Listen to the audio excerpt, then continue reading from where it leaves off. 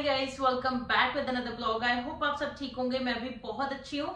जो कनाडा का temporary residence work permit कह लो या टेम्पररी रेजिडेंस वीजा होता है, उसके बारे में कुछ चेंजेस जो होने की बातें चल रही हैं, वो मैं आप लोगों के साथ शेयर करने वाली हूँ।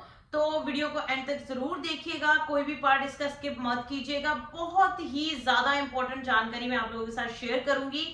जो भी लोग कनाडा में एज एन टेम्पररी रेजिडेंट आना चाहते हैं या फिर जो ऑलरेडी कनाडा में है, उनके लिए भी ये वीडियो बहुत ही ज्यादा यूजफुल होने वाली है। तो चलिए जी, ज्यादा टाइम वेस्ट आप लोगों का नहीं करूंगी, फटाफट से वीडियो को शुरू करते हैं।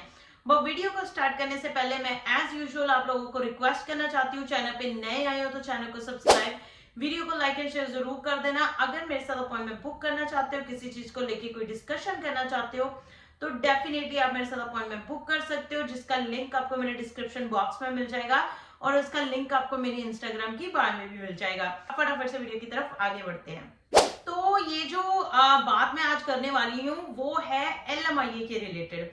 LMIA आपको पता है क्या होती है? Labour market impact assessment. जिन लोगों को नहीं पता है उनको बता देती हूँ, थोड़ा थोड़ा मोटा मोटा सा जानकारी दे देती हूँ कि LMIA दो तरह की होती है। एक तो PR सपोर्टिंग LMIA और एक होती है वर्क परमिट के लिए LMIA। वर्क परमिट वाली LMIA में क्या होता है कि जैसे मान लो कोई एम्प्लॉयर है, अगर वो गवर्नमेंट को शो कर देता है कि उसके पास कोई ओपनिंग है जिसके लिए उसको बंदा मतलब आउट ऑफ कनाडा से बुलाना पड़ रहा है, क्योंकि उस पर्सन को या उस एम्प्लॉयर को उस पोजीशन के लिए कोई फिट कैंडिडेट इनसाइड कनाडा, कोई कनेडियन सिटीजन या परमानेंट रेजिडेंट नहीं मिल रहा है, इसीलिए वो आउटसाइड कनाडा से किसी बंदे को जो है बुलाना चाहता है यहाँ पे for to fill their position, जो भी उनके पास ओपनिंग है।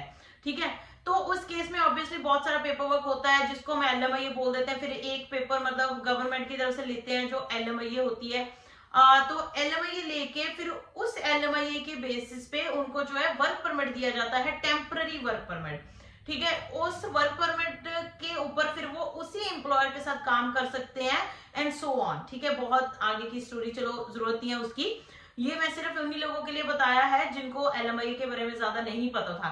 और जो PR सपोर्टिंग LMIA होती है, उसमें क्या होता था कि फॉर एग्जांपल अभी किसी का वर्क परमिट खत्म होने वाला है, चाहे वो कनाडा में है या फिर PR सपोर्टिंग LMIA बाहर से भी लेते हैं, मतलब आउटसाइड कनाडा से भी लोग लेते हैं। वो मैं आपको बताती हूँ कैसे। फॉर एग्जाम्पल पहले ये कवर कर लेते हैं। फॉर एग्जाम्पल अगर आप कनाडा में हो और आपका वर्क परमिट जो है वो खत्म होने वाला है और आपकी अभी तक PR नहीं हुई है, मतलब कि आपके पॉइंट्स जो है, जो एक्सप्रेस एंट्री के अंडर फॉर एग्जांपल आपने अपनी फाइल रखी हुई है और आजकल जो है कट ऑफ काफी ज्यादा हाई जा रहे हैं, तो जिसकी वजह से आपका जो है एक्सप्रेस एंट्री के ड्रॉ में नाम ही नहीं आ रहा, बिकॉज आपके स्कोर ही नहीं बन रहे, आपके CRS स्कोर उतने बन ही नहीं रहे हैं। ठीक है, तो उसकी वजह से कई बार हम सोचते हैं कि चलो हम LMIA ले लेते हैं, अगर मुझे मिलती है तो उससे क्या होगा, एक तो मेरा वर्क परमिट एक्सटेंड हो जाएगा, प्लस LMIA अगर आप PR सपोर्टिंग LMIA लेते हो तो आपको उसके 50 पॉइंट्स मिलते थे। कई कई सिनेरियोज में तो 200 पॉइंट मिलते थे अगर आपकी मैनेजरियल पोजीशंस होती थी, या फिर कई स्पेसिफिक कोड होते हैं, हर मैनेजरियल पोजीशन को नहीं मिलते थे। कई स्पेसिफिक कोड में अगर मैनेजरियल पोजीशन होती थी तो आपको 200 पॉइंट्स भी मिलते थे LMIA के। बट मेजर जो पार्ट होता था वो आपका जो 50 पॉइंट्स का ही होता था। मेजॉरिटी ऑफ लोगों को मतलब मेजॉरिटी ऑफ लोग, अगर मैं कहूं कि 50 पॉइंट वाले LMIA में ही फॉल करते थे, तो ज्यादातर 50 पॉइंट ही मिलते थे। पहले तो होता था कि एक बार आपने LMIA ले ली, उसकी कोई वैलिडिटी होती थी, मतलब इतनी शॉर्ट नहीं होती थी जितनी अब हो चुकी है। पहले तो ये रूल चेंज हुआ कि वैलिडिटी मेरे ख्याल से 6 मंथ्स की कर दी। अगर आपके 6 मंथ्स में PR हो जाती है तो ठीक है, नहीं तो फिर आपको दोबारा से लेनी पड़ेगी टू अपने जो पॉइंट रखने के लिए। ठीक है, उसके बाद जो अब मेजर चेंज आने वाला है, आने वाला मैं इसलिए बोल रही हूँ क्योंकि ये न्यूज आई है, अभी बातें चली है, बट एक्चुअल में ऐसा कोई इन रिटर्न प्रूफ नहीं आया है कि ये जो मतलब रूल मैं आपको बताने वाली हूँ ये आ चुका है, जहां ये कंफर्म्ड आने वाला है, ऐसा कुछ नहीं आया। बट न्यूज आई है इसके बारे में इमिग्रेशन मिनिस्टर मार्क मिलर की तरफ से, कि उन्होंने ये बोला है कि ये जो 50 पॉइंट्स मिलते हैं आपको LMIA के, वो परमानेंटली बंद कर देंगे। परमानेंटली बंद कर देंगे, अभी किया नहीं है या फिर अभी कंफर्म्ड बोला नहीं है। वो किन वजह से बोला है वो मैं आपको थोड़ा बता देती हूँ। उन्होंने बोला है कि बहुत सारे स्टूडेंट्स की एक्सप्लॉयटेशन हो रही है। इनफैक्ट एक्सप्लॉयटेशन तो इनडायरेक्टली इमिग्रेशन मिनिस्टर खुद भी कर रहे हैं, वो आप लोगों को पता ही है कैसे हो रही है, बहुत सारे तरीकों से हो रही है।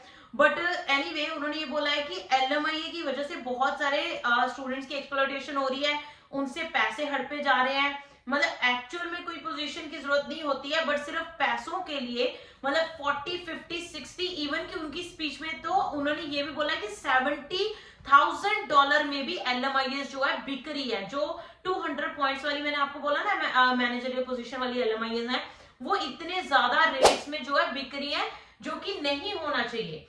बहुत सारे पैसों का ही एक मीडियम बना लिया गया है इसको।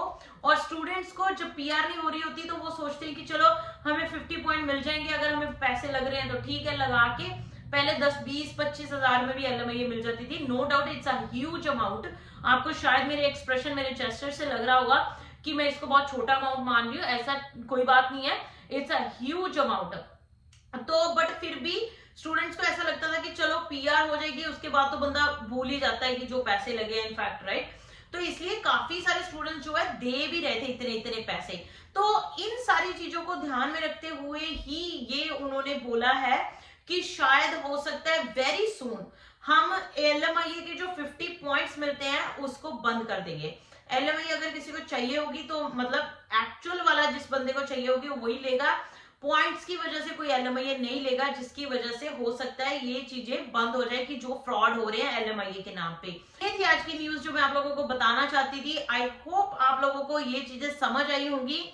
मैं आप लोगों को प्रेफर हमेशा ही करती हूँ कि अगर तो पहली बात तो एलएमआईए लेने का जो 50 पॉइंट वाली एलएमआईए होती है, पीआर सपोर्टिंग एलएमआईए, उसको लेने का सिर्फ उन्हीं लोगों को फायदा होता है जिनके फॉर एग्जाम्पल आजकल की सिचुएशन में अगर मैं बात करूं कि अगर आपके 500 के आसपास सीआरएस स्कोर बन रहा है, देन आपको एलएमआईए लेने का फायदा हो सकता है, क्योंकि जो कट ऑफ है वो 530, 540, 525 इसके बीच में रह रहा है।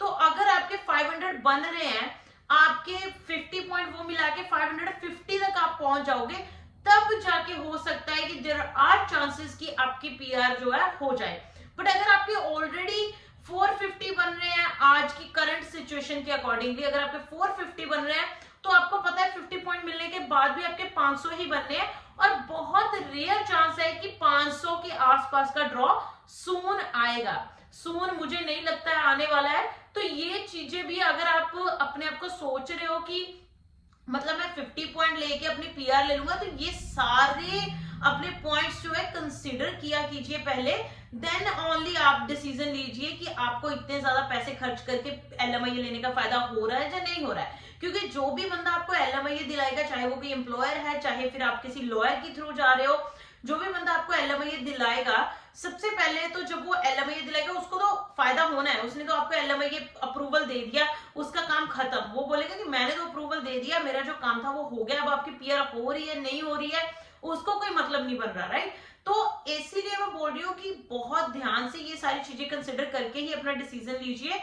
With that all, thank you so much guys for watching this video. I hope आज की वीडियो अच्छी लगी होगी। अच्छी लगी है तो वीडियो को लाइक एंड शेयर जरूर कर देना। चैनल पे नए हो तो सब्सक्राइब के बिना मत जाइएगा।